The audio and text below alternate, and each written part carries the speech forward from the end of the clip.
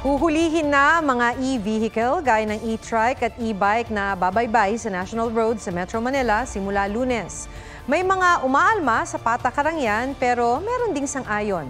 Narito po ang aking report. Hila-hila ng e-bike na yan ng isang toy car habang nasa kalsada. Ang mas nakababahala, may sakay itong dalawang bata. Galit na galit ang mga nakapanood sa video. Comment pa ng isa, naisip ang pagpapahila sa e-bike pero hindi ang aksidenteng pwedeng kahantungan nito. Nitong April 5 naman, isang lola ang nasawi matapos mabundol ng e-bike sa Marikina. Pero hindi naman laging perwisyo ang dulot ng e-vehicles. Si Ernesto, imbes na sa kariton, sa e-trike na nagsasabit ng mga paninda. Lumaki na raw ang kita niya dahil mas marami siyang napupuntahan.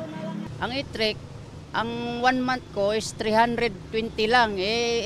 Pag magmotor ka, mahirap 150 ang isang araw lang. Pura lang sa kurente. Kaya hindi niya raw maiwasang mag-alala ngayong lilimitahan na kung saan lang pwede ang mga e-trike at e-bike. Lumilit din yung kita mo. Magkano kumbaga 100%, na lang, 50% na lang. Di na makaabot sa kuta. Dagdag gastos sa pamasahe naman ang inaalala ng mag-asawang Mario at Gloria Bantasan. Instead na magamit sa pagkain o kaya sa ibang nandun sa pamasahe. Pero kung may mga tutol, meron din mga motoristang pabor sa ban.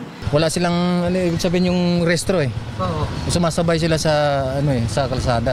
Ang inaano ko yung disgrasya sa lalo na mga kabataan, biruin mo. Minsan may mga bata pa. Simula sa Lunes, mahuhuli na ang MMDA ng mga e-trike, e-bike at e-scooter na daraan sa national roads. Kasama na mga pushcart, tricycle, pedicab at kuliglig.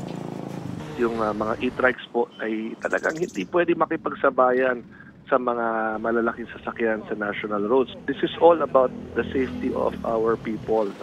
Sapagkat katulad nga ng video na yan, talagang delikado po yan. Maaaring mamatay ang mga bata dun sa toy car na hinahatak ng isang e-trike. Ang penalty po ay 2,500. Pero kung kayo po ay walang lisensya or walang rehistro yung e-bikes or e-trikes, yan po ay masasubject sa pag-impound. Pinapayagan naman ang pagtawid sa national road basta ang intensyon ay marating ang kabilang kalsada. Huwag magpahuli sa mga balitang dapat ninyong malaman. Mag-subscribe sa GMA Integrated News sa YouTube. Sa mga kapuso abroad, subaybayan nyo kami sa GMA Pinoy TV at sa www.gmanews.tv.